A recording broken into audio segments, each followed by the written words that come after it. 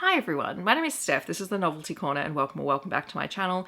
That intro was really weird. Why did I sound like that? I can only just blame that I've been filming all morning and that my brain has turned to mush. So it is December 13 when I'm filming this, and I did put up a poll on my channel last night asking if people were interested in the books that I have on my anticipated 2026 release list, because I always do have a list. I just generally don't share it because things tend to change a lot. I had around 50 titles. Now I realized after I posted that some of them are 2027 releases that are on the schedule for some authors that I know and love who share their things in advance, and that I had also double upped a couple of books in different months where release dates changed. So it's sitting somewhere between the 40 and 50 mark of books so far.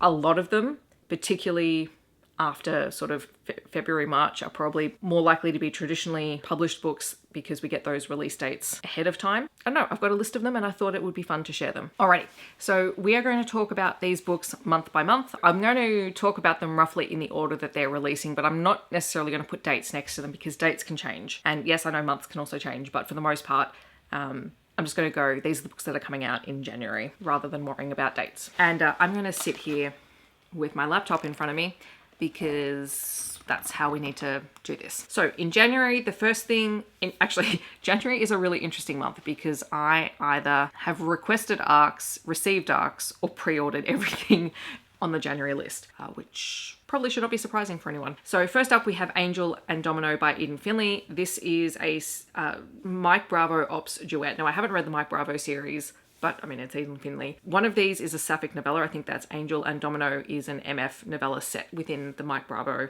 Ops world. So I'm very curious because I will eventually read the series because it's Eden Finley. Then we have Rebound Control by Jodie Oliver, which is book 5 in her Chicago Thunder series. This one is a MM hockey romance, and it is a professional goalie and a firefighter romance. So very, very excited about that because I love Jodie Oliver's Chicago Thunder series, and Jodie is just a delightful human being. She was one of the people that I was just so excited to meet when I was at Rare. Then we have Echoes of Insurrection by T.A. White. This is book 6 in the Firebird Chronicles series. All of my friends were very excited about this coming out, and we will obviously have a live show at some point after it's released to talk about it because we're all fans. This is a sci-fi romance, epic adventure kind of series. It is highly delightful. We have talked about the first 5 books in a series, and I'll leave that playlist listed down below. Then there is Grumpily Ever After by Tegan Hunter, which is a contemporary romance. I have a NetGalley arc of this already. It is an ex-NHL player who meets a wedding planner. He's the grump. I think she is organising the wedding of his sister, who is her best friend. I'm in. It's Tegan Hunter, and it involves hockey. Saxon James has the next book in her Wildman series, Ziggy's Voice, coming out. This is an MM contemporary romance about a group of brothers who buy an abandoned town to flip it and make a profit, who end up falling for the people who live in the wooded areas surrounding the town and who live there specifically to avoid the rest of the world. I really enjoyed the first book. It is a little bit darker than most of Saxon James's work, and I am having a great time with it. I have requested the arc for this, but I should also get a copy of it through her Patreon anyway, so regardless, I will have a copy of it around its release. I also have a NetGalley arc of The Witching Hours by Heather Graham, which is the first time I'll be trying Heather Graham's work. This one just sounded interesting because it is maybe slightly paranormal romance. I think we have 2 characters who are investigating a kidnapping and murder in Salem. So someone is a paranormal investigator, someone else is maybe a psychic. I tried not to look too much into it. I kind of just scanned some keywords and I'm like, I would really, really like to try this. So fingers crossed it's good. And then we have Last Kiss by Julian Winters, which is an MM Friends to Lovers second chance romance, and it features demisexual and pansexual representation, which was part of the reason why I'm really curious to give it a go. Then moving into February, we have Peaches and Pucks by M.A. Wardell. I have requested an arc of this. Hopefully I get it because it is M.A. Wardell's first foray into hockey romance, and it's a novella length story, and I believe it is a queer rivals to lovers hockey romance novella, and that's a lot of buzzwords that I like. Then we have The Wild Card by Stephanie Archer. This is the next book in the oh god, I mentally blanked on her series title. Anyway, it's book 5, and I have had such success with books 2 to 4 in her series. I probably do need to go back and try book 1. I might need to get an audiobook and read it that way. But I've been really loving it, and this one follows the coach of the hockey team, who has been a character that I'm mildly obsessed with after the last book. So I'm very eager for this one. I have pre-ordered it. I have a NetGalley arc of Agnes Orbert's Mystical Cat Shelter by Heather Fawcett. Now, Heather Fawcett wrote Emily Wilde, and I couldn't not request this because I really like her brand of cozy fantasy with little romantic underpinnings. So this features magic shops and rescue cats and second chances, and I'm happy to give Heather Fawcett another go because I've had really good success with her first trilogy. Lost Song by Claire Kent comes out. This is book 1 in the wild. It is another post-apocalyptic romance. I think it might be connected to the other series. Regardless, I'm going to try it. I am behind on Claire Kent books and I need to catch up. That's something for 2026. Then Style Me Couture by Louisa Masters comes out. This is an contemporary romance. It's a designer who meets an ex-Marine celebrity stylist. It's linked to batting style, which I read the weekend I was at Rare. So I'm curious to continue. I'm also a member of her Patreon and I think I get a copy of it through Patreon. So I'll be definitely reading it. She is releasing chapters weekly, but we all know I don't read those because I like to read things in full. There is Top Shelf Stud by Kate Meader coming out. This is part of her hockey romance series, which is a spin-off series, but it's book 3 in her Chicago Players series. It's a second generation spin-off series. I haven't had the greatest luck with it. So this is kind of probably going to be my last attempt at this particular series because I haven't loved the romances with the kids, but I'm ever the optimist, apparently, and we're going to try again. And then the last one I have on this list is another arc that I have requested, which is Making Time by Taylor E. Weston, which is an single dad hockey romance, and I would like to try it. Everything I'm seeing about the books makes it sound great, so very keen to try it. Then we come to March. Saxon James has a secret project coming out in March. I don't know anything about it except that it's her secret project. She actually released a list of about 10 different things she's got coming out between now and the middle of 2027. Not a lot of them have details. This one was called Secret Project, so it's a secret, but I'll be reading it when it comes out. We have No One Is Safe by Ellie Marnie, which I think is still a young adult title because Ellie Marnie predominantly writes YA. And it has been described as Dexter meets Born Identity. It features Simon, and I'm assuming it is Simon from None Shall Sleep, and Simon is a serial killer. He's a teen serial killer in None Shall Sleep, and he is a character that I am very fascinated by. I also need to finish that series before I read this one. I do own the book. So yeah, I've got to do a little bit more digging because I don't know whether it takes place before or after the None Shall Sleep series. I'm going to read it anyway. And also I am seeing Ellie Marnie in February at a book event. I'm excited about that. She's great. There is Across the Vanishing Sky by Catherine Cowles. It's one of those things. I haven't read Catherine Cowles in a while, but I know exactly what I'm going to get from her books. She writes small town romantic suspense with overbearing male characters and their female love interests. But there's something comforting in knowing the formula of an author, and I know the formula of Catherine Cowles. I would like to give this one a try. I think this might be her first traditionally published book, or it's being traditionally published. I don't know, something like that. Can you tell that I don't do a lot of digging? I just go, ooh, shiny, that looks good. Let's put it on my list. There is Starship by Kat Sebastian. This is her first foray into contemporary romance. She writes romance mostly, I think. This one is a rivals to lovers story about co-stars who are on the set of a popular TV show, and I'm here for that. I have It Seemed Like a Good Idea at the Time by Lauren Blakely. This is a small town romantic comedy. It's a bodyguard romance. I think some of the other keywords were Grumpy Sunshine and Only One Bed, which are all my favorite things.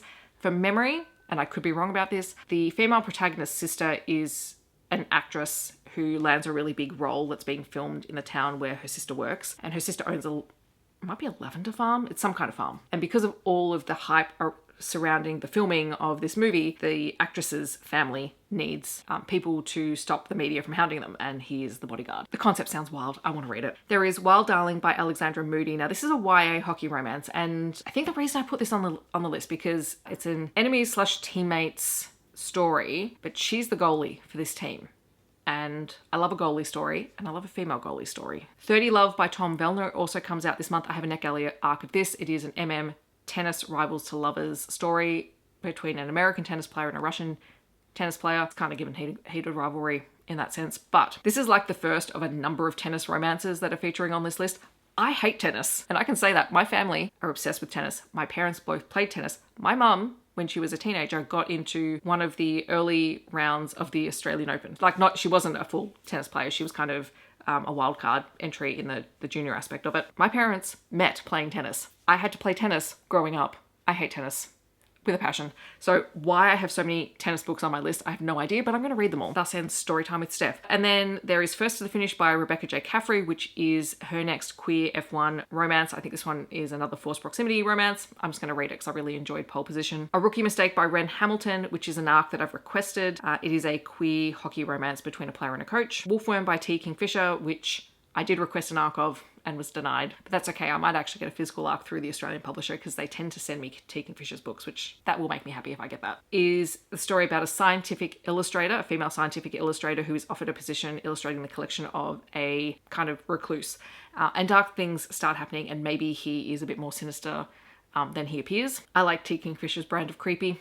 I'll read it. There's Hold Me Like a Grudge by Celine Ong, which is an Rivals to Lovers wrestling story. Again, I know nothing about wrestling, but apparently I'm reading this one. And This Kingdom Will Not Kill Me by Ilona Andrews, which is the first book in the Maggie the Undying series. I'm hanging out for this. I have not received an ARC for it. They clearly don't know how obsessed with Ilona Andrews I am, but that's okay. I will be patient. I will exercise patience. Oh my goodness, this video is going to be long. In April, we have Set Point by Meg Jones. This is a sapphic tennis romance, and I only just saw this actually this morning, and I thought, let's put this on the list because, again, I'm still hunting for sapphic romances that I love. So we're just going to try everything that we can find. Then we have Lights, Camera, Not by Kayla Gross. This is a Polly Waichu's Omegaverse novella. Again, I'm also trying to find Omegaverse stories that I really like. We'll keep trying. There is Happy Ending by Chloe Leese, which is a contemporary romance about two best friends who fake date for reasons. The cover of this one, at least the Australian cover, I don't know if there's a different US cover. I haven't looked that deeply at it. It looks like an Emily Henry book. It's like they've literally replicated the Emily Henry cover, and I know they're doing it for marketing reasons, but I kind of hate it. Charming Puck Boy comes out. This is the final Puck Boys series by Eden Finley and Saxon James, and I'm going to be so devastated when we're done, but also I'm just so excited for it. Heart Racer by Megan Avery. This is a college romance between a woman who is, I think, is a STEM major and a student athlete who is a sprinter, and they're also academic rivals competing for some scholarship or prize or something like that. Match Penalty by Tegan Hunter comes out. This is the next book in her Seattle Serpents series, which is a hockey romance, and this one is Keller's book. Again, very excited about this because I am enjoying the Seattle Serpents series. Maybe not as much as the Carolina Comet series, but I'm still enjoying it. There is Love at First Sighting by Mallory Marlowe. That's a tongue twister. This is a paranormal rom-com that I think features a social media influencer and some kind of agent. I don't know if they're a secret agent or a federal agent. I don't know what kind of agent they are, but they have to team up for some kind of mystery. There is If I Could Eat the Stars by Sally Murphy. This is not a romance. This is an Australian middle grade poetry collection, and I'm so excited. I collect Australian middle grade poetry anthologies. I collect poetry anthologies in general, but especially Australian middle grade anthologies. And hopefully, I don't think we're doing our poetry unit of work before this comes out, so that'll be exciting because I'll have that on hand. And then We Burn So Bright by TJ Klune. This is a queer road trip, I think with an older couple. I think this couple is older than previous couples that he's written. And it has something to do with an impending black hole that is affecting the world. So it has a sci-fi spin to it, which we know that The Bones Beneath My Skin is one of my favorite TJ Klune books outside of the Green Creek series. So bring on more sci-fi. In May, we have Platform Decay by Martha Wells. I have an Eckerle arc of this. I'm so excited to read it, but I do want to do a full reread of Murderbot before I come to this. So that's going to be the first part of my year is rereading the Murderbot Diaries, and I can't wait. Archangel's Eternity comes out. This is the final Guild Hunters book,